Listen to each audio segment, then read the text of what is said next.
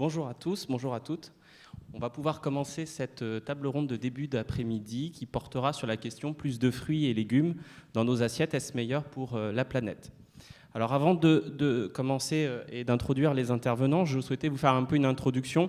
Bon scientifique que nous sommes, je voulais un petit peu définir ce que c'était que cet objet d'étude qui allait nous animer pendant 1h30. Alors, assez rapidement, la fameuse question sempiternelle, la tomate, est-ce un fruit ou un légume? Et là, chacun ayant sa définition botanique, culinaire ou autre. Si on part sur une définition que je vous donne, c'est si on considère que le fruit, c'est toujours issu d'une fleur, alors la tomate, c'est un fruit. Donc ça pose la question, finalement, qu'est-ce que c'est qu'un légume? Alors, on pourrait dire que le légume, c'est toute autre partie de la plante qui n'est pas issue d'une fleur.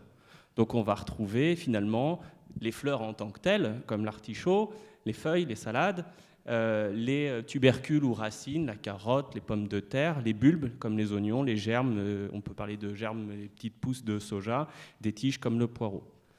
Alors ça, du coup, les nutritionnistes vont m'arrêter en me disant non, les patates, ce n'est pas un légume, c'est un féculent. Donc là, on introduit une autre notion.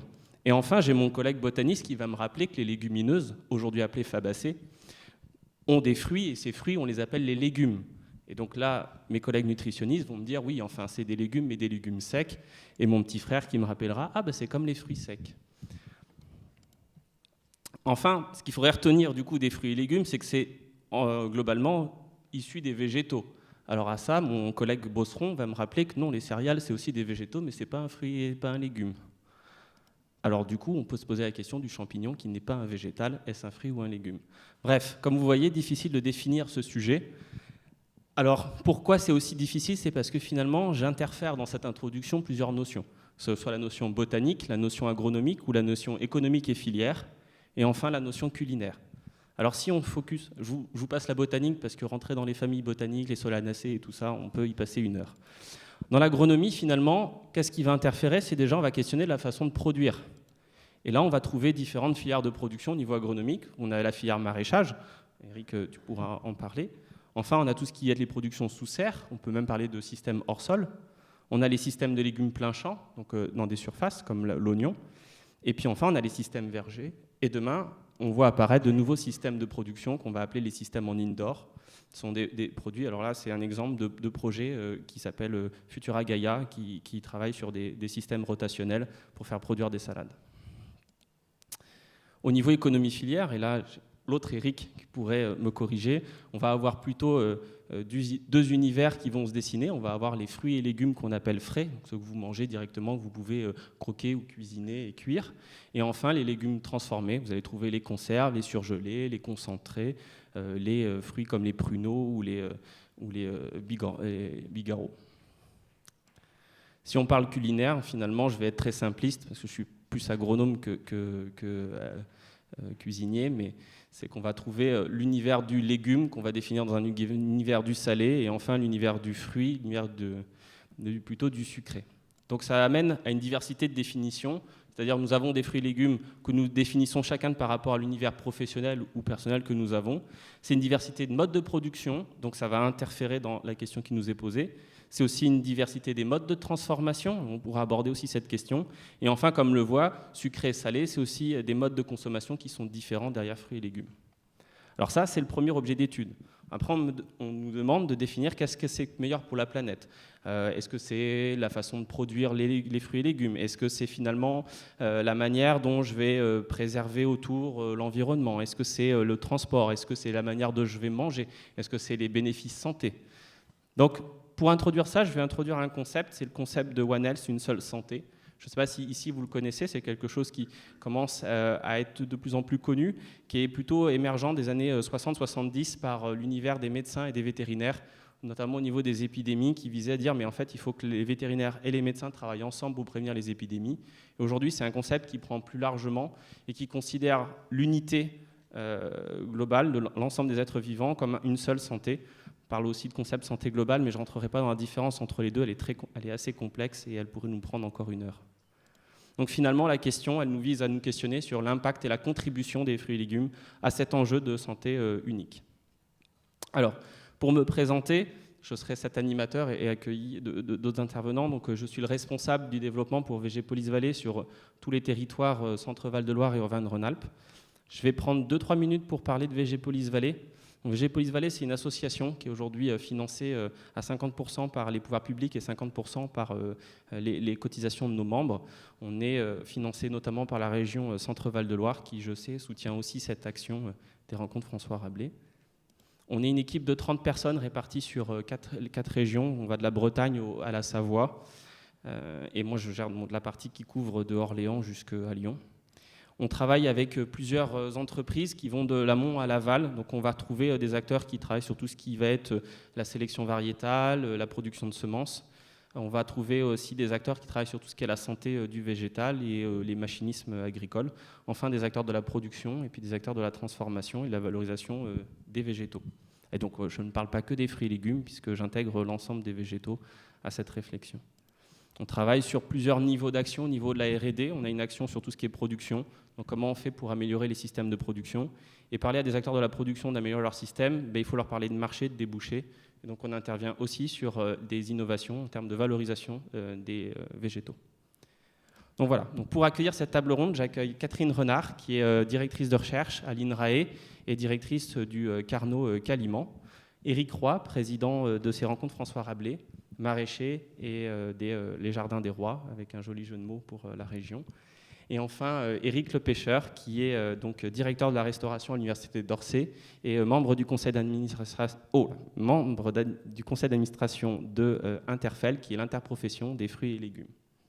Alors peut-être vous demander de vous présenter en quelques minutes, Catherine, si vous pouvez un petit peu expliquer ce que c'est que l'Institut Carnot.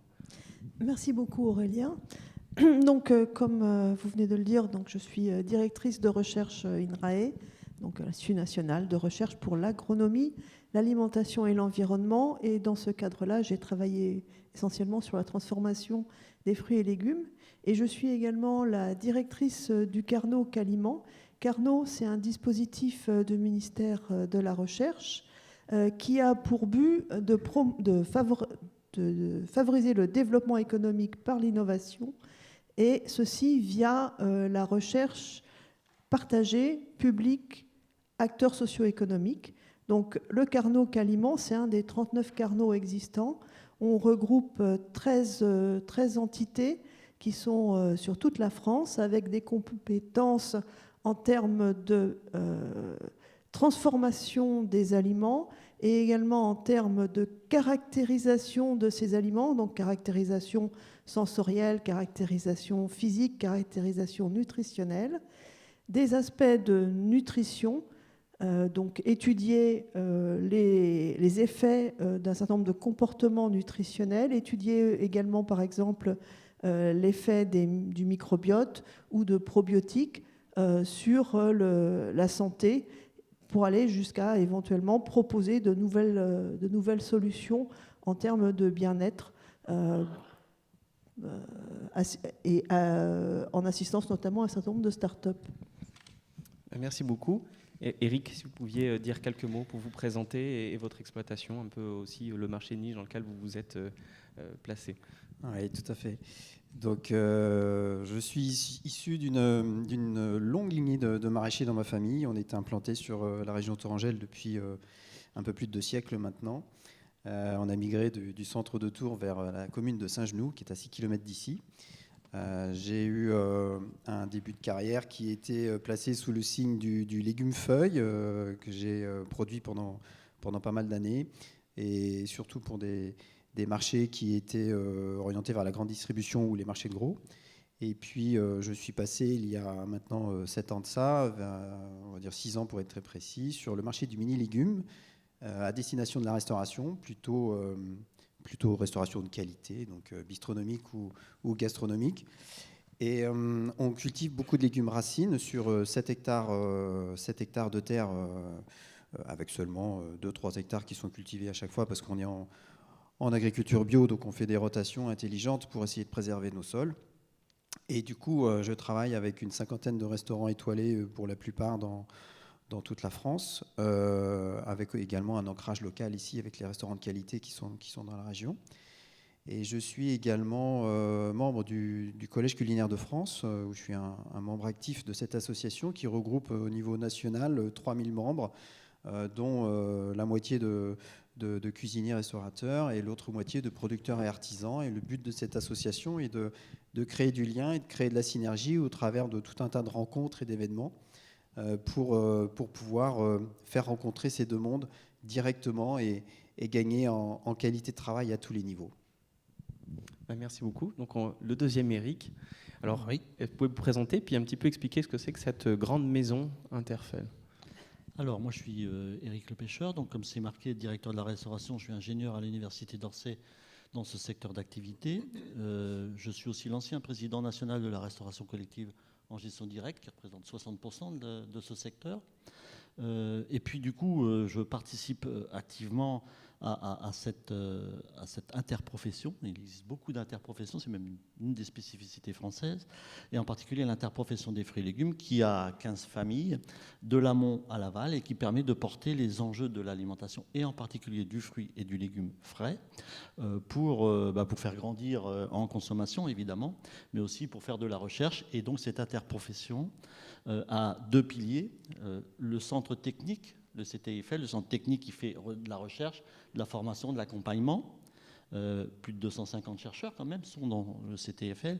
Et puis une autre branche qui s'appelle APRIFEL, qui a un conseil scientifique et un conseil de consommateurs qui permet de parler des fruits et légumes, de le vulgariser, de le faire connaître en sortant peut-être un peu plus du contexte économique pour certains, et donc c'est des messages qui sont mieux véhiculés vis-à-vis du consommateur et qui s'appuient de toute façon sur la technique, c'est du factuel.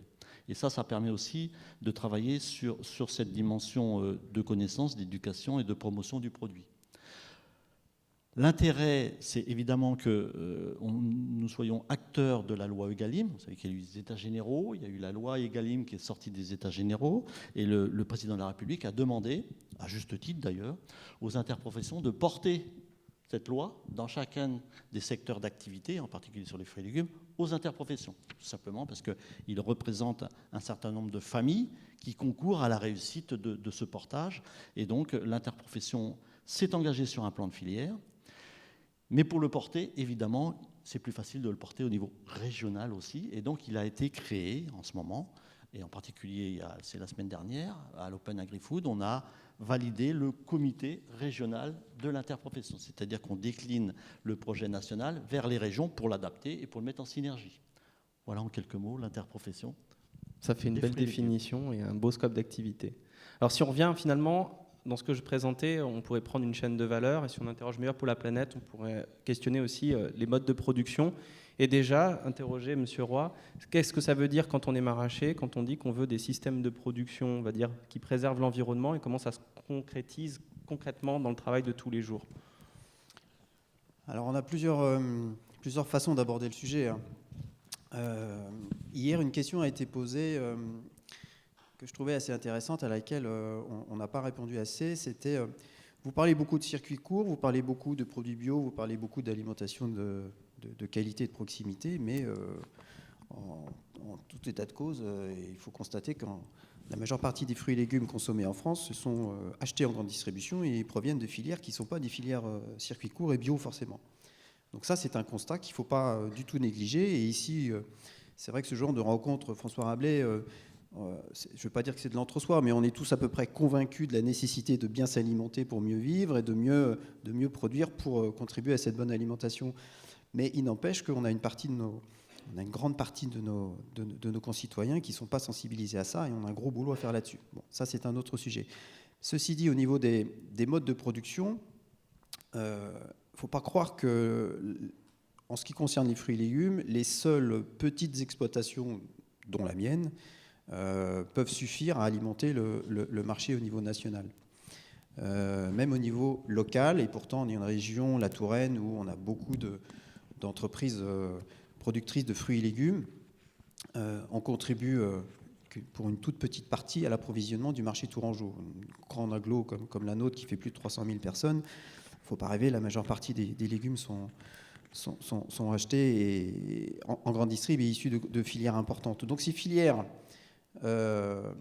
conventionnelles, d'agriculture conventionnelle, qui sont encore la majorité des volumes produits, sont à intégrer également dans toutes les démarches de valorisation du produit et des méthodes de production qui vont avec. Il y a quand même beaucoup d'efforts qui sont faits. Et pourtant, je suis maraîcher en bio, comme je vous l'ai dit tout à l'heure. Ceci dit, il faut essayer d'inclure tous ces acteurs de la production dans toutes les bonnes démarches qui vont aller dans le bon sens, parce que tout ce qui est fait en HVE, haute valeur environnementale, contribue à améliorer la qualité des fruits et légumes. N'oublions pas au passage que la majorité des fruits et légumes qui en France présentent des dépassements de LMR, de limite maximale de résidus, vous savez, donc qui contiennent des résidus de produits phytosanitaires, je crois que c'est à peu près les 3/4 concernent des produits d'importation. Donc quand on achète français, même sur des filières d'agriculture conventionnelle, c'est déjà une bonne chose. Voilà. Après, quand on va vers le bio, c'est encore mieux, évidemment. Mais il y a des filières pour lesquelles passer en bio, c'est facile.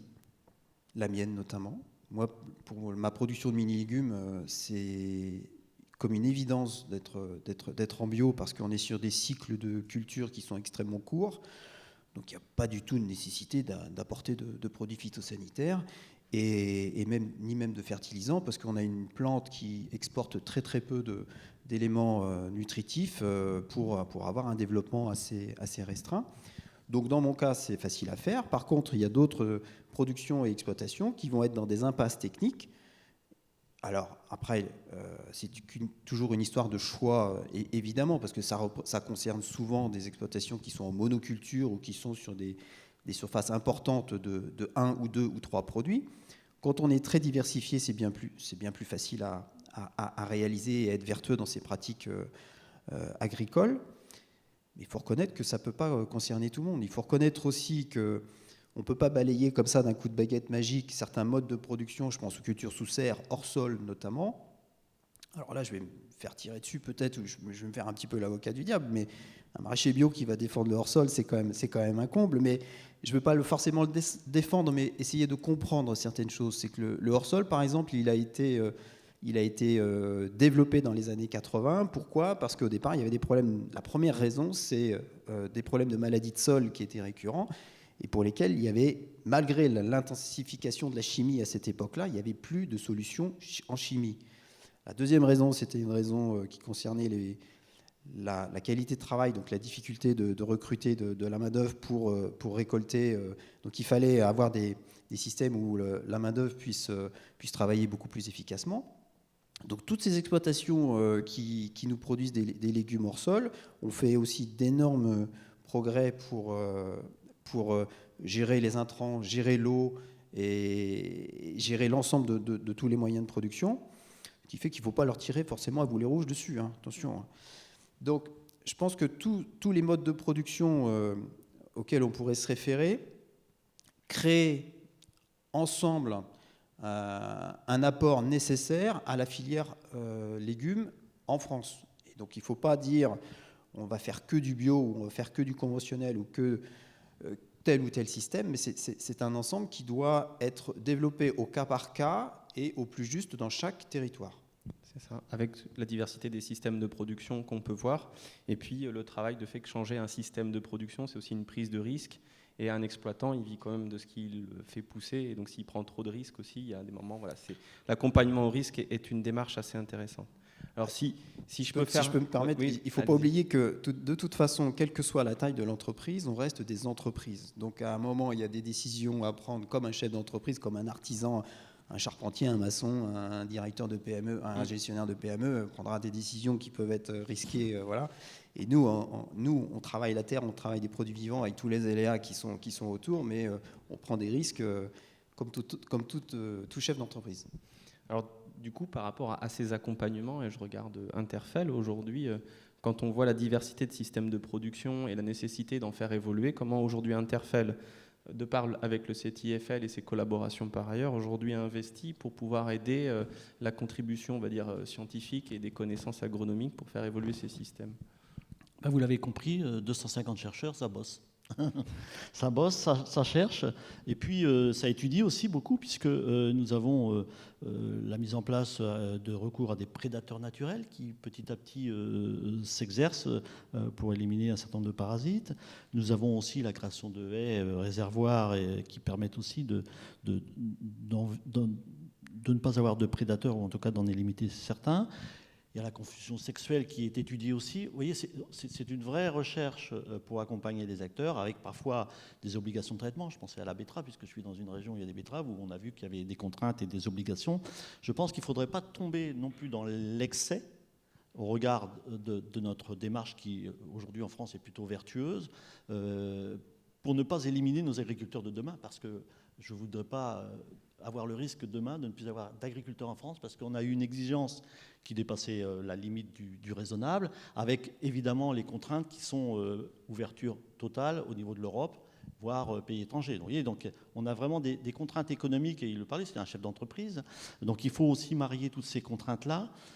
Je pense qu'il faut être raisonnable finalement, sachant qu'on est plutôt malgré tout vertueux, et que cette interprofession qui maintenant pilote le centre technique, avant c'était géré par Agrimaire et par le public, aujourd'hui c'est un domaine privé, c'est nous qui payons. Nous payons, acteurs de la restauration, à travers notre facturation.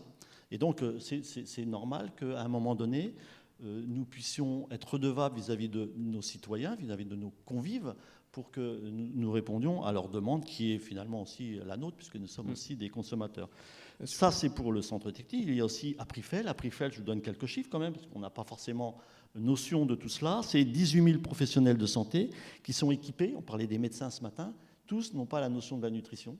Tous n'ont pas la notion nécessaire de bien manger. Et donc, l'interprofession, en particulier Aprifel, joue sur les enjeux sur les secteurs santé, médecins, et intervient vraiment chez les praticiens pour donner de la documentation et de l'information, mais aussi avec le réseau Canopé sur le secteur de l'enseignement, et en particulier du premier degré, maternelle, primaire, et puis aussi sur le grand public. Vous avez vu tout ce qui se passait au niveau de l'interprofession à la télé et les flashs qui étaient montrés. Donc il y a vraiment beaucoup de choses qui sont faites. Il y a 5 vidéos, des jeux concours, 150 épisodes avec Michel Sim. Voilà, il y a tout cela qui fait que l'interprofession est porteur de ce projet-là et accompagne les acteurs de l'amont à l'aval pour que nos produits soient consommés. C'est vrai que ça fait partie des interprofessions qui ont cette spécificité d'aller même jusqu'à des questions nutritionnelles. Alors on parle de nutrition, et il y a un corollaire aujourd'hui qu'on utilise, qui est de se dire que si on produit bien des fruits et des légumes, eh ben c'est forcément meilleur pour notre santé, de mieux en manger. Est-ce que ça, c'est aujourd'hui réellement scientifiquement prouvé ? Madame Renard, est-ce que sur ces questions-là, vous avez des travaux dans le cadre du Carnot Caliment qui viennent un petit peu soit corroler, soit non affirmer ? On a beaucoup travaillé effectivement dans certains laboratoires du Carnot Caliment sur l'impact des modes de culture sur la qualité des fruits et des légumes. Et en fait, ce dont on s'aperçoit, c'est que les déterminants de cette qualité, de la construction du fruit, par exemple avec l'accumulation de vitamine C ou de caroténoïdes dans les tomates, en fait, ce sont des déterminants qui sont perpendiculaires au système de culture quand vous parlez, par exemple, de bio ou de HVE, et nous, on va vous parler d'ensoleillement, d'irrigation, de température. Donc, quand on compare les différents modes de culture, on va en fait avoir surtout une différence au niveau des résidus, et pas tellement une différence au niveau de la composition nutritionnelle ou des microconstituants au sens du nutritionniste. Il faut bien voir qu'on la différence, elle est vraiment sur l'accompagnement en termes de résidus plutôt qu'en termes de nutrition au sens strict. Tout à fait. Et si aujourd'hui, il y a des quelques comme ça, fruits et légumes qu'on considère un peu comme excellents pour la santé, il y a eu l'essor de l'avocat, ce fameux fruit d'excellence. Mais comme j'ai introduit santé globale, est-ce qu'aujourd'hui, si on réinterroge ces fruits comme étant bons pour la santé globale, est-ce que par rapport à aussi leur mode de production et leur mode d'acheminement ici, on peut re-questionner le fait que c'est intéressant au niveau santé globale? L'avocat, c'est vraiment le mauvais exemple. C'est produit loin de chez nous. C'est un produit qui pousse en grande partie, par exemple, en Californie. C'est un arbre qui est très avide en eau, alors qu'on est sur une région qui est très sèche. Je veux dire, l'avocat, en termes d'analyse de cycle de vie, c'est vraiment pas le bon exemple. Alors après, on peut en parler en termes de nutrition, acides gras polyinsaturés, etc. Mais on est vraiment sur le type de fruits sur lequel on a une vraie divergence entre la qualité nutritionnelle et la qualité pour l'environnement, et où il y aurait vraiment un besoin de réfléchir à des alternatives plus locales et des alternatives de saison. Et alors, du coup, si j'abonde dans ce sens-là, ça veut dire qu'aujourd'hui, une tomate produite sous serre en Bretagne serait mieux qu'une tomate venant du Maroc, Non. ou au contraire, c'est au niveau de ses effets Alors ça ACV. dépend si la serre est chauffée ou pas. Une tomate produite en Bretagne en serre chauffée au mois de novembre, d'abord déjà ça commence à être vraiment très, très limite. On n'est vraiment plus en saison de la tomate là. Il vaut mieux une tomate qui vient du Maroc où la serre n'est pas chauffée et elles sont transportées essentiellement en bateau jusqu'à Perpignan. À ce titre, Oui. il y a une vraie réflexion à avoir et ça nous pose tous question, c'est-à-dire en tant qu'acheteur, comment je fais et que vais-je faire. Et je reviens juste au circuit court, parce que je pense qu'on a besoin aussi d'éclaircir ce terme. Le circuit court, c'est un intervenant entre l'agriculteur et le restaurateur. Il y a beaucoup un produit de Chine peut être circuit court. Et donc nous, généralement, on parle plutôt de circuits de meilleure proximité possible. C'est-à-dire que finalement, il y a des bassins de production en France, et donc on préfère acheter celui qui, dans le cercle concentrique, sera le plus près de nous, en tenant compte de la saisonnalité, du mode de production, et tout cela fait que si on rajoute le prix, parce que malheureusement on a aussi un prix, alors on peut acheter quelque chose de plus durable. Et quand on parle de durabilité, on parle d'environnement, c'est un tout, c'est une approche globale, c'était dit tout à l'heure. C'est-à-dire qu'effectivement, ce qui nous intéresse aussi, c'est de développer l'emploi sur le secteur d'activité que nous sommes, et en particulier dans notre région. C'est aussi d'avoir une approche gaspillage et déchets.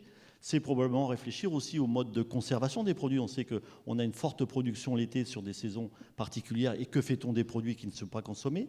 C'est aussi dire à l'Europe, parce qu'on est dans la communauté européenne, c'est dire à l'Europe, changez votre modèle d'achat public, d'appel d'offres public, pour faire en sorte que dans les appels d'offres publics, on peut insérer la notion de 30% de produits de saison, de proximité ou de meilleure proximité possible, sans acheter nécessairement en Italie ou en Espagne, alors qu'on a une pleine saison en France. Il y a vraiment une notion de bon sens qu'il faudrait développer au niveau de l'Europe. Alors certes, on n'est pas contre les libres-échanges, mais un libre-échange qui s'inscrit dans une démarche durable, enfin raisonnable ou raisonnée. Et ça, du coup, ce lien que vous avez aussi, Eric, au niveau de votre système, d'être en lien avec des restaurateurs et tout ça, est-ce que cette proximité, elle permet de mieux sensibiliser vos clients, restaurateurs, consommateurs, à ces enjeux, et en fait, à aussi un petit peu ce côté non forcément tranché sur une décision, mais d'être en pleine conscience de pourquoi on achète et du coup, qu'est-ce qu'on va favoriser ou pas à travers son acte d'achat. Oui, c'est là où la relation directe prend tout son sens, parce que cette proximité fait qu'on échange assez souvent et on se comprend mieux, on parle déjà un petit peu le même langage. Le monde de la gastronomie, enfin de la cuisine, a son propre vocabulaire et ses propres habitudes de travail qui ont été pendant très très longtemps guidées par une offre de produits qui n'était pas forcément de saison, et par des gens qui leur proposent des produits et qui sont pas aussi soucieux que nous de l'environnement, du respect des saisons et du respect du produit en lui-même. Donc le fait de travailler avec eux en direct, on s'aperçoit que même pour des gens, même pour des cuisiniers qui ont des étoiles Michelin, pour en connaître quelques-uns, on leur apprend que le salsifis, c'est pas en été qu'on va le récolter. On leur apprend qu'un navet qui est semé au mois de novembre, et bien sur sa récolte au mois de mars, il peut y avoir une partie un peu rigide à l'intérieur qui correspond à la montée à graines, donc au cycle de vie sur une culture bisannuelle qu'est le navet. Naturellement, c'est une culture bisannuelle qui va monter à fleurs sur la deuxième saison. Et ben ça peut créer un légume qui soit un petit peu plus dur, un peu différent d'un navet qui va être semé au mois de janvier et qui va avoir une parfaite tendreté sur la récolte d'avril. Vous voyez. Donc en fait, il y a une espèce de, je ne vais pas dire d'éducation, c'est très prétentieux de ma part, mais d'informations à donner aux cuisiniers pour qu'ils se réapproprient le produit convenablement. Mais ça se fait très très facilement et naturellement, et je dirais surtout avec cette nouvelle génération de cuisiniers qui arrive maintenant qui est beaucoup plus sensibilisé à l'environnement que l'était la génération des Paul Bocuse et autres cuisiniers de renom. Mais chaque époque a sa vérité. C'est ça. Et du coup, on parle de circuit local. Enfin, c'est pas toujours évident d'en mettre en place sur les sites. Il y a les questions de restauration collective. On sait que ça fait partie aujourd'hui des attentes citoyennes de pouvoir manger dans des endroits avec du local et du saison. Et là, je regarde Eric, parce qu'à côté, vous avez une casquette de restauration collective. Et aujourd'hui, quels sont les principaux freins qui ralentissent la mise en place de sourcing local ou dans le niveau des restaurations collectives? Alors, c'est vrai déjà avant, on ne s'intéressait pas à l'origine du produit. Pour être très clair, le concitoyen, comme les cuisiniers, achetait parce qu'il y avait une demande et ne se posait pas la question s'il devait guider cette demande. Aujourd'hui, effectivement, c'est moins le cas. C'est beaucoup moins le cas d'ailleurs en restauration collective. Et ce lien que nous devons créer, c'est d'ailleurs dans le plan de filière, c'est de créer peut-être un peu plus de contractualisation pour que nous puissions accompagner nos agriculteurs, qui sont des chefs d'entreprise, qui investissent et qui, sur des appels d'offres publics par exemple, peuvent avoir un engagement souvent de 3 ans. 3 ans, c'est inconcevable pour construire une entreprise, acheter du matériel et avoir de l'investissement qui est rentabilisé. Et donc l'idée, c'est d'aller vers les agriculteurs pour exprimer cette demande. Et c'est pas simple. Pourquoi c'est pas simple en restauration collective? On nourrit quand même beaucoup de gens. Restauration collective, c'est 3,6 milliards de personnes par an. C'est 10 millions, un peu plus de 10 millions par jour. Vous voyez, c'est un peu de volume quand même. Et c'est difficile d'aller voir les agriculteurs, les maraîchers, parce qu'ils ont déjà leurs clients. Ils ne nous ont pas attendus en restauration collective pour abonder. Ils ont déjà des grandes surfaces, la GMS, les marchés de plein vent. Enfin, il y a plein de choses qui existent avant la restauration collective. Donc pour nous, c'est une vraie difficulté de convaincre nos agriculteurs, nos éleveurs, pour abonder cette nouvelle activité pour eux, qui peut paraître déjà très complexe pour eux, parce qu'on a des exigences des fois de calibre, de qualité, de grammage. À nous aussi de nous adapter à cela. Et donc l'intérêt des choses, c'est pouvoir remettre le cuisinier plus près de l'agriculteur pour déjà qu'il respecte mieux le produit, qu'il le cuisine mieux, qu'il le valorise mieux, et puis qu'on crée des synergies, de la confiance finalement. On prend nos bottes en caoutchouc le matin et on va. Moi, j'ai un céréalier qui est devenu meunier et qui nous vend du pain bio tous les jours. Sur une école, juste pour que vous compreniez la difficulté, sur une école maternelle primaire, c'est 140 jours d'ouverture dans l'année. Comment il fait pour payer son personnel 365? Donc il y a des vraies synergies à créer entre chacune des activités, que ce soit les hôpitaux qui sont ouverts 365 jours sur 360, et puis peut-être la maternelle primaire à côté qui a envie de se nourrir avec des produits de qualité. C'est aussi un éleveur qui fait de la volaille bio, qui est devenu éleveur, et puis c'est un maraîcher qui doit répondre à notre demande. Et donc moi, ce que je préconise, c'est de faire plutôt des contrats tripartis qui permettent dans le contrat de dire je m'engage à valoriser le produit que je vais acheter, donc c'est un rapport prix intéressant pour tous les acteurs. Je m'engage, et nous nous engageons collectivement à ce que le distributeur ne prenne pas une marge trop exorbitante pour faire vivre l'agriculteur. On s'engage sur une durée plus longue que 3 ans pour qu'il puisse investir et dire ok, c'est un challenge sur plusieurs années et du coup je vais pouvoir commencer à m'engager sur cette démarche d'ouvrir les restaurants collectivités. Et c'est probablement une démarche aussi de qualité parce qu'on sait que c'est plus rémunérateur pour l'agriculteur d'avoir un produit sous signe de qualité ou HVE ou fermier, vous voyez, il y a plusieurs signes de qualité dans la loi qui permet d'être plus rentable. Voilà, c'est une très grande difficulté. J'oserais dire, ce qu'il faut, c'est rencontrer des femmes et des hommes qui travaillent avec nous et qui pensent pareil. Et c'est ça le levier aujourd'hui. Donc on voit bien que la question de la meilleure pour la planète au niveau système de production, c'est une diversité de systèmes qu'il faut promouvoir selon son contexte pédoclimatique.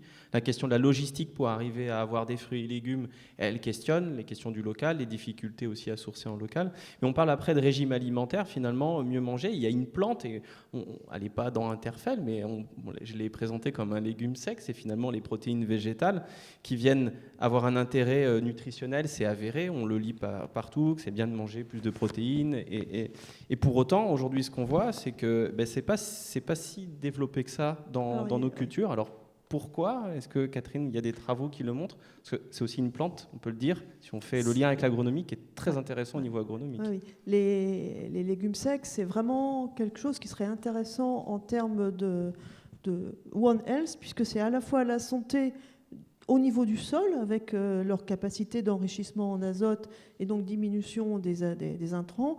Et c'est également très intéressant en termes de santé de l'homme, avec un apport en protéines végétales, qui est un apport qui va être associé en fait à une quantité importante de fibres, et également très souvent, en tout cas dans les légumes secs, de l'amidon, donc des glucides lents.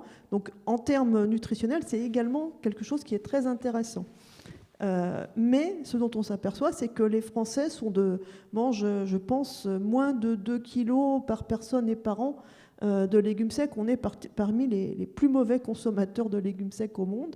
Et donc, dans le Carnot Aliments, on travaille beaucoup en fait sur cette question des légumes secs, avec plusieurs aspects. D'abord, comprendre ce qui fait que les consommateurs n'aiment pas consommer des légumes secs, que ce soit explicite, qu'est-ce qu'ils nous disent, et que ce soit implicite, en essayant de comprendre vraiment qu'est-ce qui fait leur comportement. Est-ce que ce sont des problèmes de goût? Est-ce que ce sont des problèmes de praticité? Et en fait, c'est ce qui est souvent remonté. Est-ce que ce sont des problèmes d'inconfort digestif? Finalement, c'est ce que l'on pensait en premier, parce qu'on a beaucoup de nutritionnistes dans notre... donc des gens qui viennent du monde médical, ils disaient c'est à cause de l'inconfort digestif. Et quand on parle avec les consommateurs, quand on fait nos enquêtes, ce qu'on voit, c'est que ce qui est mis en avant, c'est la difficulté à les cuisiner. Et puis également le fait que dans le repas français, finalement, ces légumes secs, c'est un accompagnement de la viande. Voilà.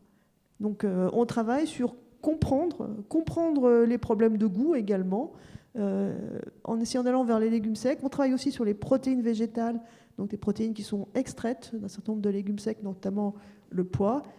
Comprendre comment on peut faire cette extraction le mieux possible en préservant la fonctionnalité, donc en ayant quelque chose qui reste digeste et quelque chose qui sera agréable au goût, de façon à aussi de proposer de nouveaux aliments qui soient mieux acceptés que les légumes secs finalement. Personnellement, je crois beaucoup aux légumes secs. En tant que maraîcher, c'est quelque chose que je vais introduire dans mes rotations, parce qu'effectivement, ça a une valeur agronomique assez remarquable. Je pense que le consommateur, il évolue assez rapidement sur l'image aussi du légume sec. Je pense que j'ai beaucoup de chefs avec qui je travaille qui le mettent à la carte maintenant et qui l'incorporent dans tout un tas de menus. On a Alain Ducasse ou Plaza Athénée qui l'a fait depuis très très longtemps et qui le démocratise en quelque sorte maintenant sur une restauration qui est beaucoup plus accessible, avec une enseigne qui s'appelle Sapide qui est à Paris et qui propose du 100% végétal à des prix tout à fait raisonnables. On a également des filières qui du coup se sont développées grâce à ces personnes-là, notamment je veux parler du quinoa d'Anjou par exemple, qui fait un travail remarquable sur cette filière. En quelques années, ils ont quand même fait quelque chose d'assez chouette. Hein. À titre d'anecdote, c'est un projet qu'au niveau du pôle Végépolis Vallée, on a accompagné à ces émergences sur aussi le choix des variétés de quinoa les plus adaptées au climat du Pays de la Loire. C'est un superbe exemple. Moi, j'ai travaillé un petit peu pour faire 2-3 tests sur l'utilisation de la feuille de quinoa en cuisine. Malheureusement, on a des contraintes administratives européennes pour l'usage de la feuille de quinoa et par rapport à la graine. Enfin bon, vaste débat. Ils ont par exemple développé à partir de ce quinoa des céréales pour le petit déjeuner du matin pour les enfants. Donc vous voyez, il y a tout un tas de démarches qui se mettent en place pour ça. On pourrait parler aussi de la filière de la lentille dans le Berry qui est en train de prendre une belle dimension. Donc je pense que ça évolue bien. Avec la difficulté pour la lentille de ce petit insecte qui s'appelle la bruche et qui leur pose beaucoup de soucis pour savoir s'ils vont maintenir ou pas des productions. Donc il y a pas mal de travaux de R&D, d'innovation là-dessus. Effectivement, sur les légumes secs, il y a un vrai problème en termes d'innovation variétale qui est à relancer.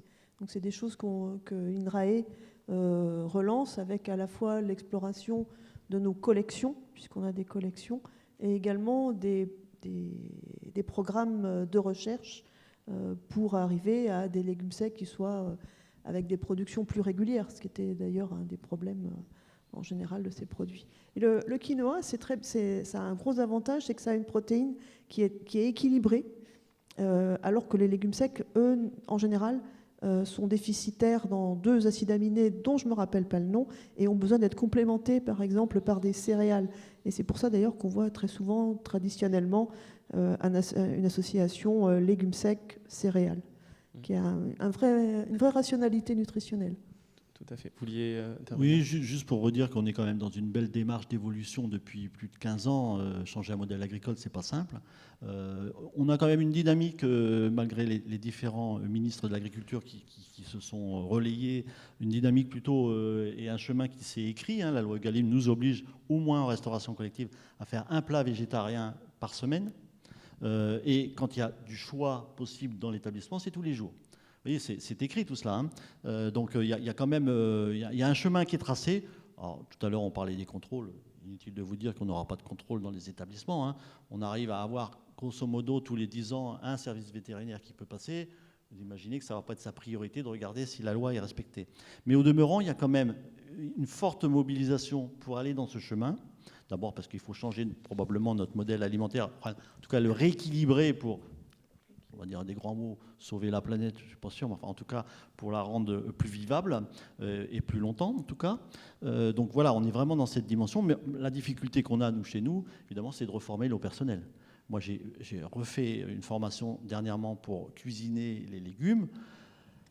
Quand on nous dit il faut 3 doses d'eau pour le volume de riz, ça, tous les cuisiniers l'ont appris par cœur. Quand on leur dit pour la lentille, c'est combien ? Aucune idée. Vous voyez, donc il faut réapprendre à nos cuisiniers toutes les recettes de base. Et puis, il faut aussi du personnel compétent. Vous l'avez tous entendu à la radio, les cuisiniers, si vous m'en trouvez, j'achète. Mais j'en trouve pas. Et quand j'en trouve, il y a l'appellation cuisinier, mais il n'y a pas les compétences derrière. Moi, je suis de l'école hôtelière de Tours à côté, donc je sais de quoi je parle à peu près. Donc voilà, on a vraiment des grandes difficultés dans nos cuisines à avoir les ressources nécessaires pour mettre en valeur tous ces produits, parce que ça demande un peu de savoir-faire.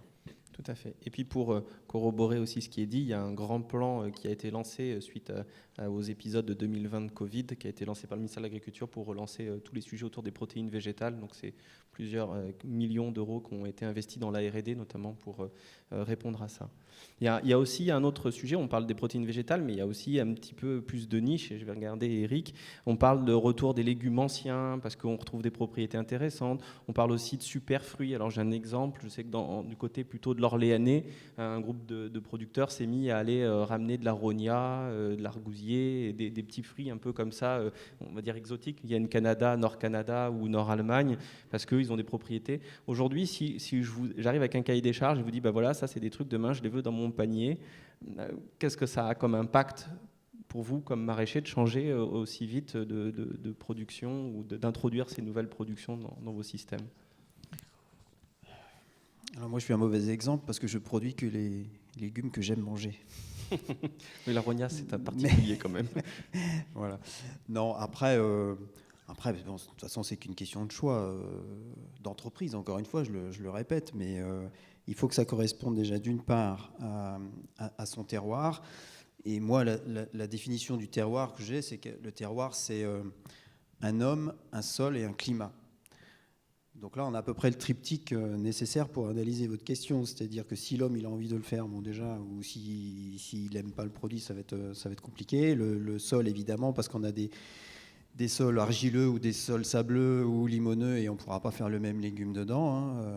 Ça, je suis bien placé pour le savoir, parce que moi, j'ai la chance d'être dans des Varennes. On est en bord de Loire où on peut faire pousser quasiment ce que l'on veut. C'est assez facile de faire du légume ici. Ce n'est pas étonnant s'il y avait autant de maraîchers par le passé dans notre région. Et puis ensuite cette histoire d'ensoleillement qui évidemment rentre en ligne de compte. Selon qu'on l'on veut faire un légume fruit ou un légume racine, ce ne sera pas du tout la même chose. Un légume qui va pousser en aérien, comme cette année on a pu le voir avec l'épisode mildiou du mois de juillet, a de lourdes conséquences sur certaines productions qu'on va mettre en place. Alors ça c'est les premiers aspects. Après, on sait très bien qu'aller vers plus de diversification, c'est vertueux pour son assolement dans son exploitation agricole, même maraîchère. Donc ça, c'est des questions que chacun doit se poser, mais chacun a sa propre réponse de toute façon. Ensuite, on ne peut pas accéder à toutes les demandes de nos clients sur tel ou tel produit parce que certains peuvent avoir aussi des conséquences inattendues, du genre amener un parasite sur une culture bien précise qui peut rester longtemps dans le sol. Des cultures qui peuvent être sensibles au sclérotinia, par exemple. Le sclérotinia, c'est un champignon qui va venir altérer le végétal, que ce soit sur les parties ligneuses ou même les parties fruits, avec des sclérotes, des organes de conservation qui peuvent rester 10 ans dans le sol. Alors le jour où vous avez ça dans votre terre, après, vous ne pouvez plus cultiver cette même famille de plantes au même endroit, par exemple. Je prends l'exemple autrement du topinambour, qui est un légume ancien un petit peu à la mode. Le topinambour, lorsque vous en cultivez, vous êtes tranquille, vous en avez pour 10 ans derrière. Parce que un petit morceau de ce rhizome se démultiplie chaque année. Et donc, après, on peut avoir des cultures qui peuvent être invasives, ou alors, comme je vous disais tout à l'heure, des parasites qui peuvent être invasifs aussi. Donc, il faut un petit peu de prudence par rapport à ça, et toujours faire par rapport à son terroir, comme je disais, et par rapport à la demande commerciale qu'on va avoir après. Et aujourd'hui, ce qu'on voit, c'est qu'on a même des fruits et légumes qui ne sont pas forcément toujours très bons à manger, donc on va les transformer pour pouvoir mieux les apprécier. Et là, je regarde Catherine Renard, mais finalement, si je commence à transformer mes fruits et légumes, est-ce que je garde les mêmes propriétés nutritionnelles, ou au contraire, je peux faire l'inverse de ce que je souhaitais? Alors, je dirais que ça va dépendre beaucoup du mode de transformation que vous allez appliquer. Il y a un certain nombre de modes de transformation, comme par exemple les surgelés, dans lesquels vous allez vraiment garder les mêmes qualités nutritionnelles, les mêmes qualités sensorielles que sur le frais, voire même avoir des qualités meilleures, parce que les produits surgelés sont cultivés autour de l'usine et sont surgelés, sont récoltés à pleine maturité et ils sont surgelés dans la demi-journée. Donc on a, par rapport à un produit qui est récolté à une date X, le pire étant d'ailleurs l'épinard, qui en une semaine, on voit toutes les teneurs en vitamines qui s'effondrent, en particulier en vitamine C et en vitamine B9, autant acheter de l'épinard surgelé, qui lui aura été récolté et surgelé dans la foulée. Il y a des... Oui. Oui, c'est ce qui... Je suis complètement d'accord avec vous, parce que je travaille sur ce point-là, raccourcir la distance entre la récolte et l'usage du produit au plus court. Et c'est ce qui fait le succès du circuit court. Pourquoi les gens disent souvent « Ah, c'était meilleur parce que quand je l'ai acheté là ». Pourquoi c'était meilleur? Parce que les qualités organoleptiques ont été conservées sur un produit qui a été récolté peu de temps avant. Le même produit que vous mettez en grande distribution, qui va être stocké pendant plusieurs jours, il viendra de la même parcelle, mais il n'aura plus du tout la même saveur. Et il aura souvent été récolté un peu avant. On le voit typiquement pour les tomates, qui sont récoltées tournantes et mûrissent en cours de route. Ce qui est impossible.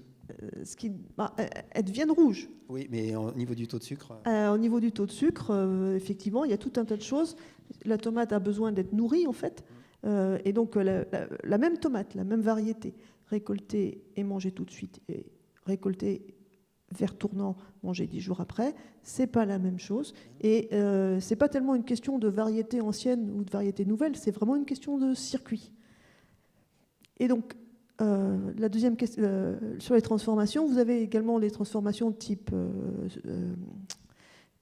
conserve. Bon, les conserves, on est un peu sur la même logique, c'est-à-dire que c'est récolté et transformé rapidement. Bon, par contre, là, le procédé est un petit peu plus agressif. On a de plus fortes températures, puisqu'il faut éliminer, les spores de botulisme. Bon, par contre, c'est un produit qui est cuit, qui sera très facile à conserver et très facile à utiliser. Et après, vous allez avoir des transformations type, par exemple, des fruits qui vont être sucrés ou des fruits qui vont être transformés en jus. Et bien là, on voit bien qu'on va changer totalement l'apport nutritionnel, soit par l'ajout du sucre, soit par le fait que quand on fait un jus, finalement, on élimine la plus grande partie des fibres qui étaient initialement prévues dans le fruit. Donc, frais ou transformés, moi, je dirais que en termes de produits transformés, il y a des produits qui sont très intéressants, notamment pour apporter de la variabilité tout au long de l'année sur des produits qui ont des saisons finalement assez courtes et qui n'ont pas de problème particulier en termes nutritionnels. Et puis, il y en a d'autres qui vont être des produits à consommer de façon plus occasionnelle. Je veux dire, un fruit sec type un abricot sec, c'est un produit de gourmandise, ce n'est pas un produit de tous les jours. Et aujourd'hui, on voit des travaux, je pense à un programme qu'on a lancé au niveau du pôle, et vous y êtes associée, je crois, Catherine, sur la question des fermentations lactiques des fruits et légumes, qui est des modes de conservation en fait, qui étaient assez anciens, qui reviennent, alors avec le problème du goût aussi, parce que c'est un goût particulier, et pour autant, pourquoi on y revient? Parce qu'il y a des intérêts nutritionnels. Alors, est-ce que vous pouvez peut-être parler un petit peu plus de l'intérêt des fermentations lactiques sur les légumes? Alors, l'intérêt de la fermentation lactique, je dirais qu'il est aussi lié à la bactérie, enfin aux bactéries qu'on va utiliser, qui ont elles-mêmes sont des probiotiques, ou en tout cas vont avoir un certain nombre de métabolites qui sont d'intérêt pour notre santé. Donc là-dessus, effectivement, quand on arrive à passer les aspects de goût, ou quand on arrive, et c'est des choses sur lesquelles on travaille, à identifier des cocktails de souches bactériennes qui vont moins avoir ce goût un peu déviant en fait par rapport à nos habitudes, on peut avoir des produits qui peuvent être assez intéressants. Moi, je me rappelle avoir fabriqué du jus de pomme fermenté lactique avec un petit goût beurré. On aime ou on n'aime pas, mais c'est pas mauvais.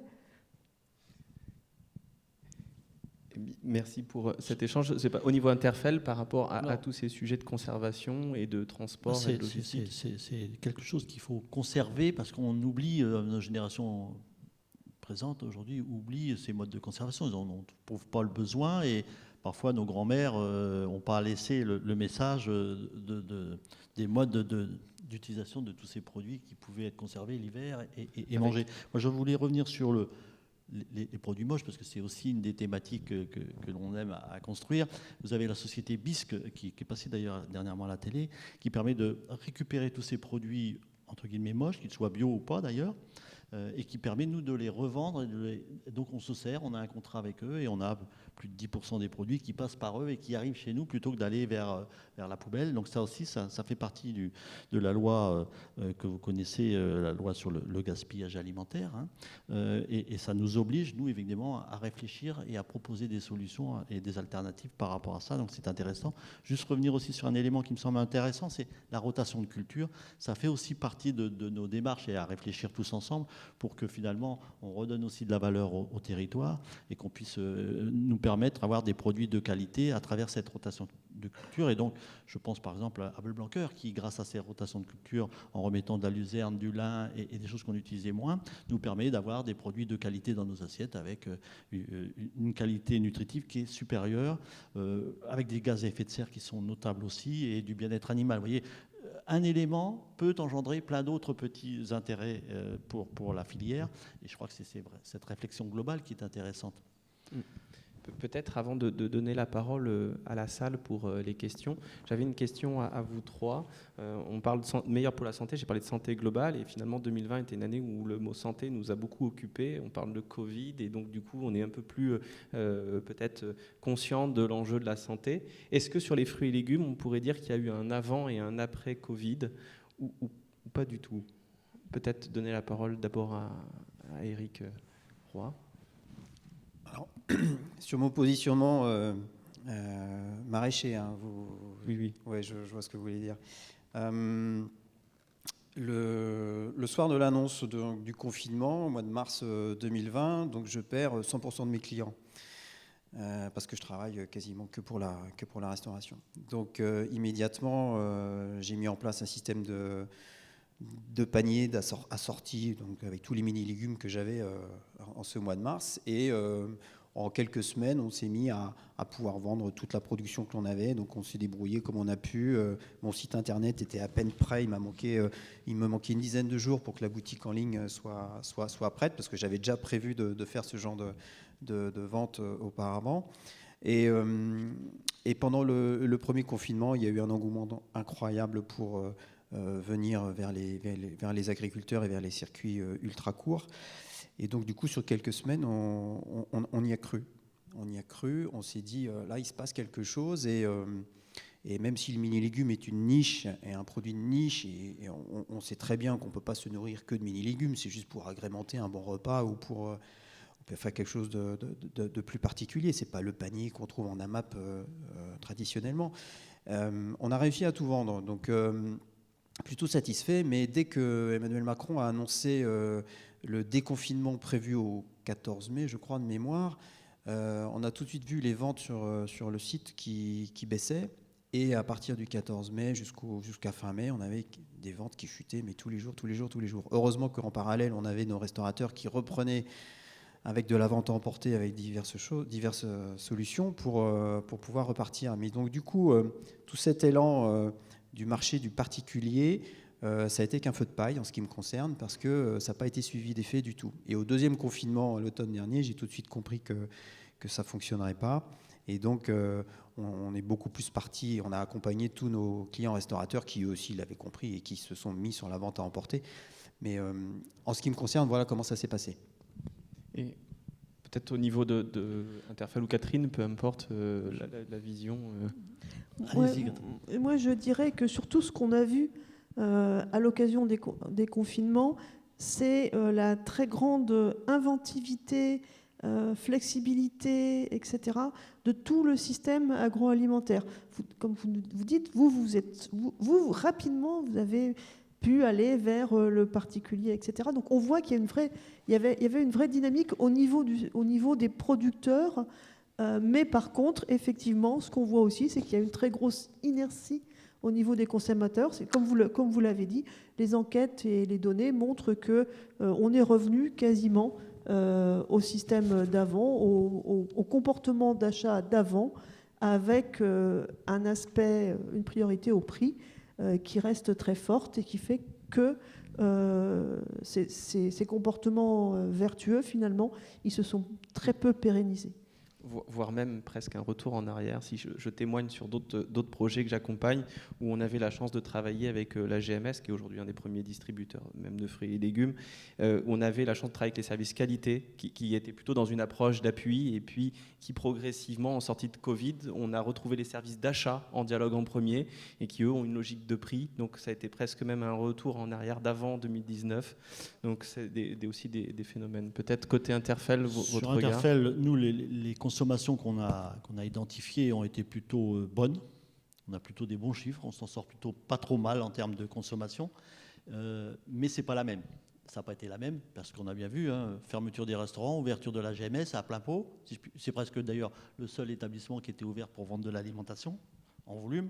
Donc les chemins de distribution ont été différents, mais la consommation globale est restée assez importante. Avec ici et là une évolution. Il y a une étude qui est sortie dernièrement par le syndicat national de la restauration collective, mais avec une population, quand ils sont restés chez eux pendant les 2-3 mois, qui se sont mis à cuisiner, donc d'où la GMS, puisqu'il fallait bien acheter les produits quelque part. Donc on a au moins cet avantage-là, retrouver du temps à nous pour cuisiner chez soi, en famille. Donc du coup, on a retrouvé la convivialité qui fait aussi la force de l'alimentation chez nous. C'est que c'est un repas convivial qui marche le plus. Et puis après, on a commencé à réouvrir les restaurants. Et là, du coup, c'est repassé dans l'autre sens. C'est plutôt les restaurateurs qui ont remis. Mais dans notre restauration collective en particulier, à part les hôpitaux ou les armées, parce que c'est des populations qui sont assez captives, le reste, on a perdu à peu près 40 à 60% de nos convives. Donc on ferme des restaurants aujourd'hui, où on ne peut pas en réouvrir parce qu'on n'a plus de personnel. Donc il y a une vraie difficulté aujourd'hui. Pour ce qui est de la consommation, j'oserais penser que les gens vont reprendre leurs mauvaises habitudes. Enfin, moi, je le conçois comme ça. Alors, peut-être juste, je me permets un aparté, parce que c'est vrai qu'on utilise un mot qui s'appelle GMS, et c'est peut-être quelque chose que nous, on connaît bien. C'est grande et moyenne distribution, enfin surface. C'est du coup vos supermarchés sur lesquels peut-être certains font leurs courses. Voilà.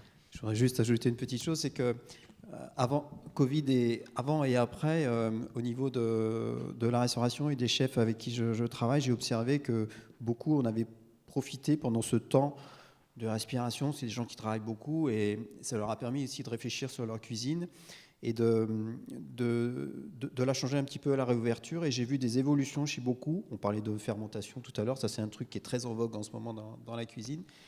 Et ça a permis à beaucoup de réfléchir et de travailler différemment aujourd'hui. Par exemple, cette formule panier dont on parlait tout à l'heure, moi j'ai beaucoup de cuisiniers qui me la prennent maintenant, qui me disent tu nous mets un colis, 2 colis, 3 colis de ce que tu as et nous on va s'adapter. Et ça, c'est quelque chose que j'observe et que je n'observais pas auparavant. Oui, on a nous, à l'Université d'Orsay, 30% des gens qui font du plat à emporter. 10% qui amènent leurs denrées de chez eux. Hein, c'est assez nouveau tout ça. Hein. Donc le plat emporté, nous, on est de nouveau. Alors on avait imaginé juste avant le Covid, je sais pas, on avait pressenti peut-être la chose, mais on avait nous mis en place une sorte de 16 food qui permet effectivement de donner des salades dans des. Alors c'est pareil, approche globale, hein, c'est-à-dire plus de plastique, recyclable, enfin toute une dimension vertueuse à travers le fruit et légumes pour redonner du sens tout ça. Et du coup, on est vraiment aujourd'hui très fortement parti dans ce sens-là. C'est dommage, parce qu'avant, on avait une certaine convivialité à service à table. Peut-être que ça reviendra. En tout cas, il y a une vraie dimension. Les gens se déplacent, bougent, et ils ont besoin d'avoir un autre centre d'intérêt que de manger systématiquement à table. En tout cas, ça, c'est une forte... C'est vrai aussi pour les collèges et les lycées, d'ailleurs. Hein. La soupe marche très bien. Chose étonnante parfois, mais la soupe marche très bien. On a même des soupes... Je vois un ingénieur hospitalier qui est là, Pierre Lefebvre, à l'hôpital d'Orléans, il mange de la soupe bio. Voilà. Donc on est vraiment dans des évolutions, mais modestes. Je ne voudrais pas être non plus mauvaise langue, mais on a toujours cette dimension de prix qui est prégnante en restauration collective. Hein.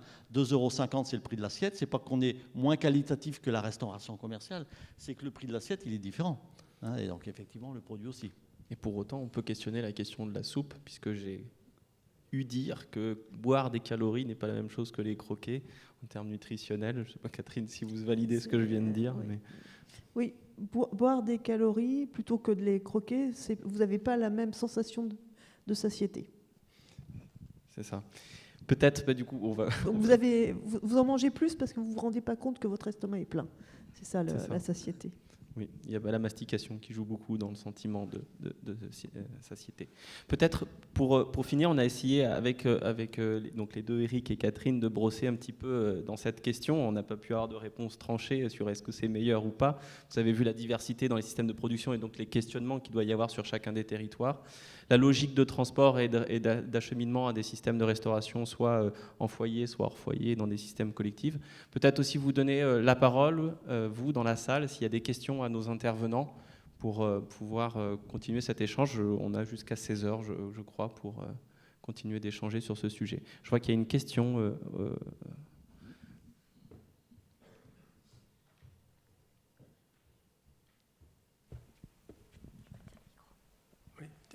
Étiens le micro, c'est parfait. Moi, c'est une réaction. D'ailleurs, j'avais préparé une question, mais finalement, vous l'avez dit à l'instant, quelque part, à savoir que le sujet, moi, me passionnait quelque part, mais qu'il était difficile. Et vous en êtes rendu compte, finalement. Parce que, est-ce qu'avec ce que vous avez dit, alors, plein de choses, des remarques les uns les autres que j'ai beaucoup appréciées, mais néanmoins, on est toujours assez loin de la question. Parce que, est-ce que si on met plus de fruits et de légumes dans l'assiette, comme c'est dit, on va avoir un impact, c'est-à-dire on va améliorer l'impact environnemental et sur la planète, puisque quand le maire avait préparé hier, il avait parlé tout de suite, il était parlé des résultats de Glasgow, etc. Il s'était un peu mélangé les pinceaux, je n'avais pas réagi là-dessus, mais néanmoins, c'est ça l'astuce. Parce que moi, est-ce que je vais dire, vous l'avez parlé, il y a les systèmes de production, qu'est-ce qu'on prend comme intrant, etc. Qu'est-ce qu'il faut peut-être diminuer dans la production, certains traitements. Les déplacements, c'est important, parce que comme l'a dit Éric Roy, à savoir que c'est la grande distribution qui est le plus important. Comme on dit, hier, on l'a un petit peu, il y a quelqu'un qui a fait une remarque là-dessus, mais on l'a un petit peu laissé de côté, mais c'est bien eux qui, finalement, nous nourrissent quelque part. Hein.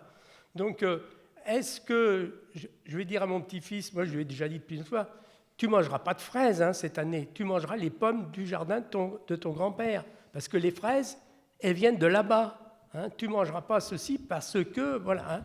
Bon, vous voyez, donc, et pour autant, on a la chance d'avoir une région qui est quand même productrice de fraises, aux portes du 41, où il y a quand même pas mal de producteurs qui travaillent au quotidien pour faire de la fraise. Donc, oui, voilà. Mais à Noël Non. Ah, pas Noël, non. Ah non, c'est ce que je lui ai dit. Je dirais... j'ai loupé, j'ai oublié de dire Noël. La question, ça. Votre question, oui, il n'y a pas de réponse. C'est oui. Les fruits et légumes, non, c'est certains fruits et légumes vont être bons à la fois pour la santé et pour l'environnement. Des fruits et légumes qui vont être de saison, effectivement, pas de fraises à Noël, avec un choix quand même, outre la saisonnalité qui est apportée par un certain nombre de modes de conservation, que ce soit surgelé ou que ce soit des conserves. Si vous avez vraiment envie de fraises, vous pouvez avoir du coulis de fraises, ou de la fraise surgelée, ça marche vraiment pas bien. Voilà, mais voilà, il y a des solutions qui existent, mais effectivement, c'est des solutions dont il faut être conscient. Donc, cette conscience de la saisonnalité, c'est quelque chose qui est extrêmement important. Et regarder d'où ça vient, regarder, voilà, c'est en pleine conscience. Pour vous répondre peut-être un peu plus précisément, j'insiste vraiment moi sur le fait que consommer des fruits et légumes français, c'est déjà beaucoup, c'est déjà quelque chose qui va contribuer à répondre à la question. Ça, c'est un élément fondamental parce que en étant agriculteur conventionnel, vous avez tout un tas de matières actives qui ont disparu depuis quelques années, que vous ne pouvez plus utiliser. Donc en fait, de fait, il y a moins d'usage sur certaines productions de produits phytosanitaires parce que ça n'existe plus. Ça, c'est une réalité. Donc si vous consommez français et que vous consommez de saison, vous avez déjà fait un grand pas pour la réponse à la question. Ça, c'est évident. Juste peut-être revenir, parce que je vais essayer d'y répondre aussi, peut-être, mais vous nous interpellerez, madame. L'alimentation, elle est diversifiée, c'est-à-dire elle est avec un S. Oui, il faut manger de la viande. Je rappelle que, puisque je suis aussi membre de l'interprofession, qu'avant, on était à plus de 500-600 grammes par semaine en viande par personne. Aujourd'hui, on est à moins de 300 grammes. Et donc, nous, ce qu'on dit en restauration, globalement, c'est mangeons moins de viande, mais de meilleure qualité. Et dans cet équilibre, c'est aussi la viande. On ne peut pas dire qu'il faut systématiquement manger que des légumes et que des végétaux. Ce n'est pas possible de le dire. L'équilibre alimentaire se fait avec l'ensemble des produits qui nous sont proposés, et trouver cet équilibre qui probablement, parce qu'on est un pays riche et que c'est vrai pour certains pays qui le deviennent, ont mangé trop de viande, je crois qu'il faut retrouver un équilibre dans notre assiette pour faire que, justement, d'une part, la planète s'en trouve mieux, s'en trouve meilleure, mais aussi qu'on ait encore de la viande, de la charcuterie dans nos assiettes. Il faut juste trouver cet équilibre. Et c'est cette raison, mais ne jamais considérer le fait qu'on élimine la viande. Mais évidemment que non. Donc voilà, c'est vraiment ce raisonnement qu'il faut avoir. Et je reviens à l'agriculteur. Défendons notre modèle agriculture français. Parce que quand on n'aura plus d'agriculture, on n'aura plus le choix et on prendra les produits qui nous viennent de l'étranger.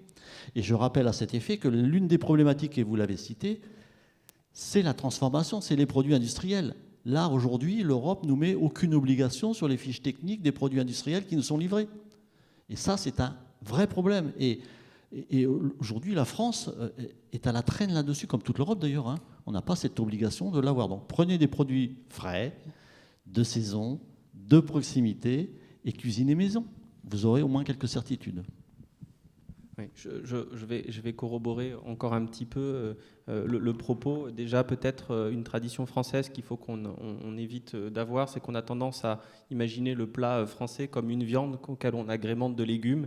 Et peut-être que demain, c'est reconsidérer, de se dire que c'est le légume que je mets dans mon assiette et que j'agrémente avec un peu de viande.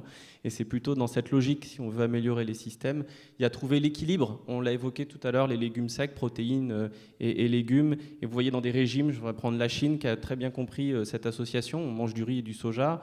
On va en Amérique latine, on a les haricots rouges et le maïs. On retrouve pas mal cette association céréales légumineuses. Et je pense qu'on a besoin de la retrouver dans nos assiettes. C'est un élément d'évolution. Je corrobore plus que jamais aujourd'hui pour travailler dans l'innovation et dans la R&D.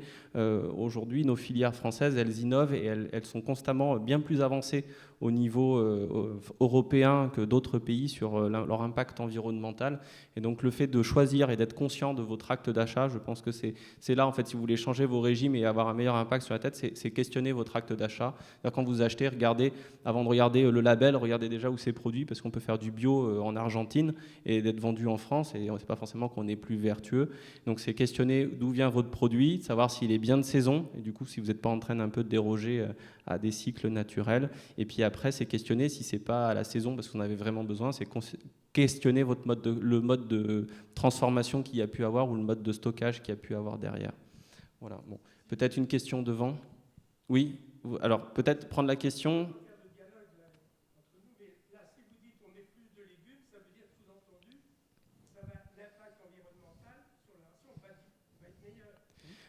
Alors, si on prend...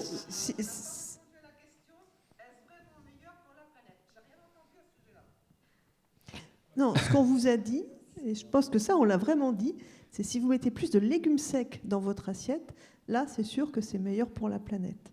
En fait, la question, c'est meilleur pour la planète, c'est-à-dire meilleur pour vous, meilleur pour l'environnement. Ce que je vous propose pour meilleur pour la planète, c'est cet aspect, on va dire, global, c'est-à-dire qu'est-ce qui est meilleur. Et ce qu'on voit, c'est que c'est un jeu d'équilibre. Et finalement, aujourd'hui, qu'est-ce qui est meilleur pour la planète, si on devait répondre, c'est déjà consommer local et de saison. Ça, c'est un premier élément de réponse.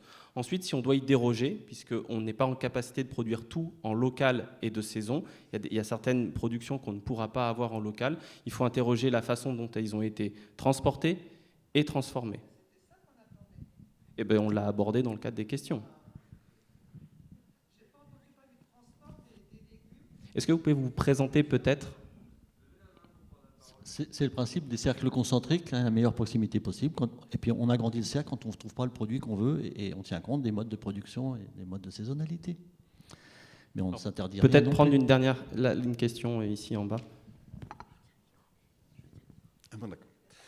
Oui, alors effectivement, en fait, tout va dans le même sens dans cette discussion, et notamment sur le consommé français de préférence. Alors, on voit bien que sur l'estrade, vous avez adopté un point de vue, je dirais, qui est assez global, une vision globale et multifactorielle, en tenant compte effectivement de la saisonnalité, de la proximité, du mode de production, du mode de transport, etc.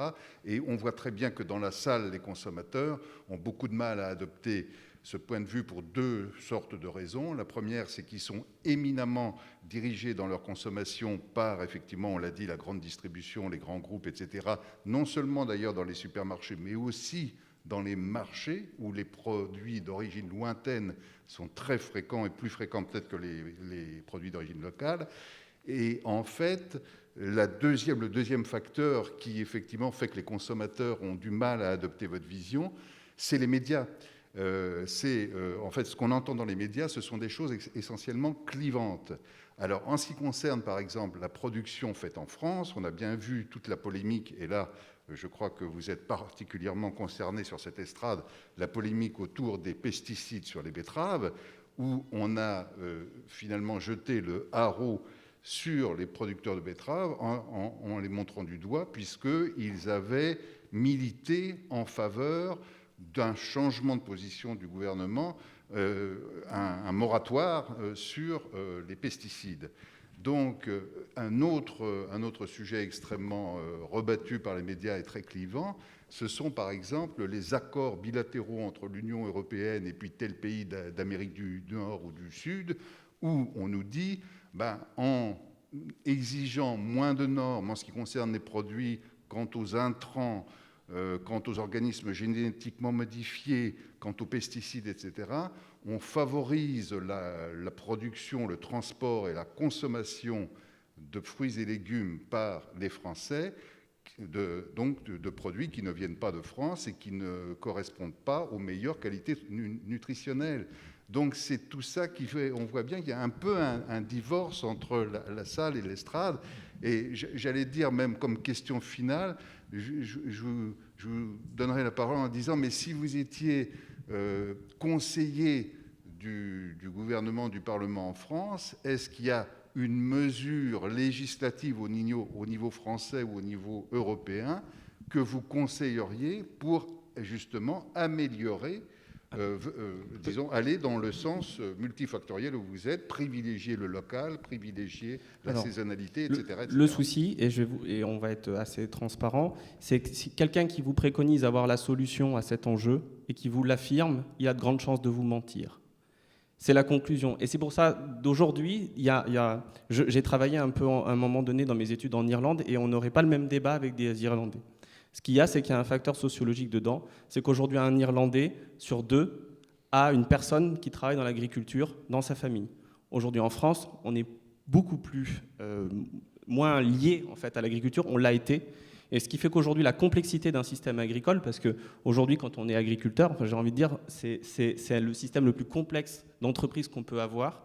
Eh bien, quand on vous explique que c'est pas facile d'avoir la réponse, et je ne pourrais pas vous donner une réponse unique à dire est-ce que les fruits et légumes c'est meilleur pour la santé, j'ai envie de dire ça dépend du fruit, ça dépend du légume, ça dépend de vous l'achetez, et ça dépend de tout ça. Et du coup, c'est compliqué en 1h30 de vous donner une réponse tranchée et unique.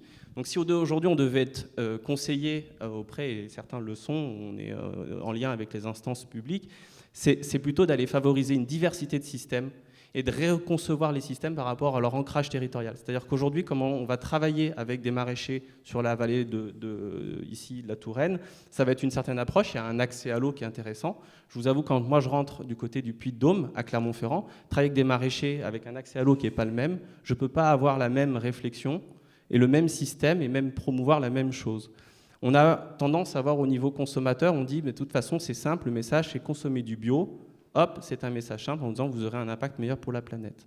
Sauf qu'aujourd'hui, c'est pas si simple que ça, parce que déjà, Eric l'a très bien dit, le bio, c'est pas facile dans toutes les filières. Et puis, il y a un côté pervers dans la chose, c'est qu'aujourd'hui, on incite, les politiques incitent à faire du bio, à accompagner la transition du bio. Là, j'ai eu cette année dans la filière oignon, ils ont déclassé plus de 15% des productions qui étaient en bio pour les revendre en conventionnel parce que le marché n'est pas là. Et sauf qu'un agriculteur à qui vous demandez de transiter en système bio, il va devoir une surcharge de production. Et si demain, vous lui dites, en fait, je suis obligé de déclasser ta production pour la vendre en conventionnel, qui ne se vend pas au même prix, en fait, il vend à perte. Et donc, comment accompagner ce changement, sachant que je ne veux pas non plus perdre les agriculteurs derrière, parce que quand même, ce qui maintient un agriculteur, c'est son revenu. Et donc voilà, la question qu'on a abordée ici, elle avait pour objectif de vous partager cette complexité qui anime nos quotidiens, producteurs, chercheurs, conseillers, interprofessionnels. Alors comment on essaye au quotidien de faire évoluer ces systèmes pour qu'ils soient d'office, que quand vous achetiez, vous puissiez avoir des choix, déjà une diversité de choix, correspondent aussi à vos habitudes alimentaires, et que derrière, on ait des systèmes qui soient les plus, on va dire, respectueux de l'environnement. Monsieur a raison. C'est vrai que quand on va chez le primeur et qu'on voit cette multitude de produits, voire d'origine, on se pose des questions, mais il dit, mais pourquoi ? Or, il y a aussi un enjeu économique derrière. Le primeur veut gagner de l'argent. Le consommateur, c'est à lui de faire le choix. Finalement, c'est celui-là qui fera le choix.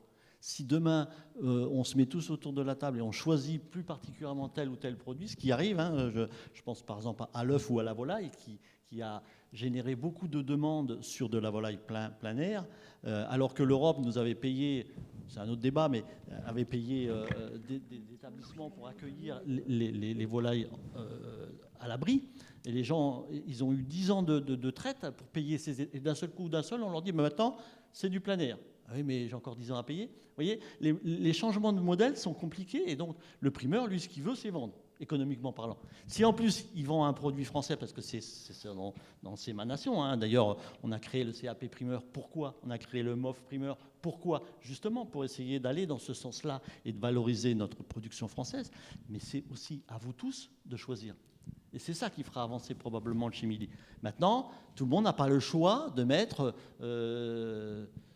tant d'argent dans son alimentation. C'est véritablement, il y a aussi des enjeux sociaux derrière. Donc, vous voyez, c'est tout ça qui fait la complexité de la chose. Et vous dire c'est blanc ou c'est noir, parfois c'est plutôt gris. Si je peux dire juste encore un petit mot, on voit que l'alimentation, ça représente maintenant à peu près 11% du revenu des Français. Et c'est ce qu'on a vu avec la loi Egalim, c'est-à-dire qu'il y a une vraie difficulté sur l'ensemble de la filière qui est d'arriver à fournir des produits de qualité, d'arriver à en vivre bien, ou en tout cas à en vivre à peu près raisonnablement, du producteur au transformateur, voire sur certains... Voilà, il y a un vrai problème de marge, la marge de manœuvre globalement de l'ensemble de la filière, elle est limitée. Quand on s'endette pour 10 ou 20 ans, il faut arriver à rembourser les traites, il faut arriver à avoir un revenu. Et donc, quelque part, les consommateurs ou le modèle de consommation, il a aussi une responsabilité sur le fait que l'alimentation, ça devient de plus en plus quelque chose d'interstitiel. On mange quand on a le temps, on mange sans faire trop attention. Et l'ensemble de la filière, c'est ce qu'il y avait dans les lois Egalim, la loi Egalim 1 et la loi Egalim 2, et on voit que c'est une vraie difficulté qui est de redonner de la marge, redonner un peu de respiration à tout ce qui est à l'aval de la filière. C'est vrai que nous, dans nos restaurants, à une époque, on faisait les menus sans savoir la saisonnalité des produits. Alors donc on redit à nos cuisiniers, vous arrêtez, vous allez faire le contraire. Allez voir l'agriculteur ou le producteur et la saisonnalité des produits. C'est pour ça que d'ailleurs l'Interbev a ressorti un calendrier de saisonnalité que vous pouvez tous utiliser et aller sur le réseau pour redonner du sens à notre acte de consommation et d'achat et de menu. Moi par exemple, j'ai un agriculteur qui fait de la volaille. Il me faut, c'est de la volaille bio, c'est 90 jours qu'il nous propose. Donc c'est même plus bio que bio parce que c'est 81 jours généralement pour être certifié bio. Nous c'est 90 jours. Mais ça veut dire qu'en amont, 90 jours avant, il faut que je passe une commande. Vous voyez, c'est tout un raisonnement à avoir qu'on n'avait pas du tout avant. Hein. On appuyait sur un bouton, on nous livrait des fraises, des tomates toute l'année. Hein. Bon là, il a fallu repenser notre système alimentaire et faire un peu d'information et de pédagogie à nos convives. Et c'est intéressant, excusez-moi, c'est intéressant que vous ayez parlé des marchés de détail, parce que ça, c'est un vrai sujet. Pour avoir travaillé très longtemps avec des grossistes du marché de Rungis, je me suis aperçu au fur et à mesure des années que la notion de prix devenait vraiment prégnante et que c'était le seul discours que ces gens-là avaient. Et les principaux acheteurs sur le marché de Rungis sont les commerçants de marchés de détail. Alors que, comme vous l'avez dit, il y a une histoire de prisme aussi qui est assez intéressante ou préoccupante finalement, parce qu'on s'imagine qu'aller faire son marché, c'est bien s'alimenter. Sauf que vous pouvez acheter vraiment de la merde sur les marchés de détail, pardonnez-moi l'expression, mais vous allez avoir des produits qui peuvent être mieux sourcés en grande distribution que sur un marché de détail. Parce qu'à Rungis et sur les marchés gros comme on en a en France, le sujet qui revient le plus souvent, c'est le prix du produit, non la qualité ou l'origine du produit. Donc rien de tel, j'en reviens à ce que je disais tout à l'heure, rien de tel que de connaître l'origine du produit, que de savoir s'il a été produit en France ou pas, et si possible, quand on a un vrai maraîcher, un vrai agriculteur qui fait le marché de détail, ça c'est quelque chose auquel il faut se fier davantage qu'un produit où vous n'aurez pas de traçabilité du tout.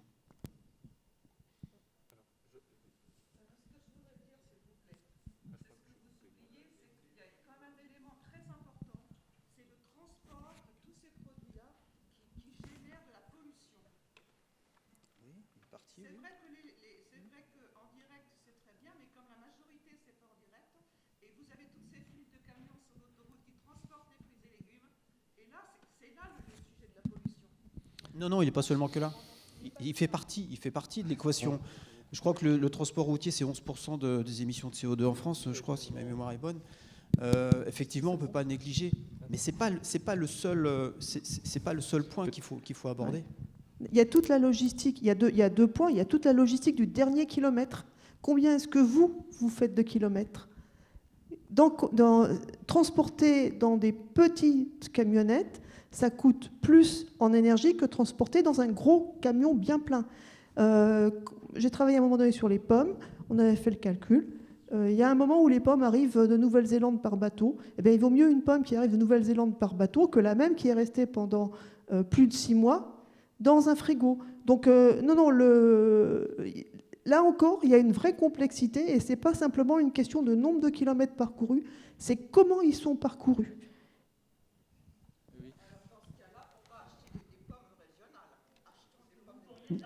Non, madame. L'idée, si vous le voulez, c'est toujours raisonner en volume. Et moi, pourquoi je ne vais pas directement, systématiquement chez l'agriculteur ? Parce que je vais avoir 50 camions qui vont me livrer tous les jours. Ce n'est pas viable en termes de développement durable.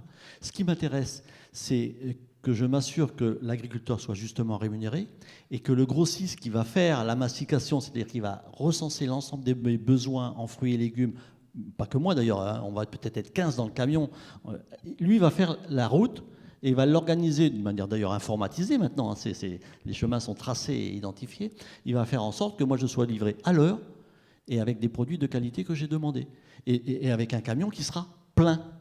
Et ça, c'est intéressant. Et penser que l'agriculteur va vous livrer systématiquement chez vous dans tous les lycées et les collèges de la région, c'est une erreur capitale. L'agriculteur, il cultive. On va devoir, je suis désolé, mais je pense que ce sera les mots de fin. Enfin, vous l'avez vu dans l'introduction, la diversité entraîne la complexité. Je suis désolé, je ne vais pas pouvoir prendre plus de questions puisqu'il y a une autre table ronde qui s'enchaîne juste derrière.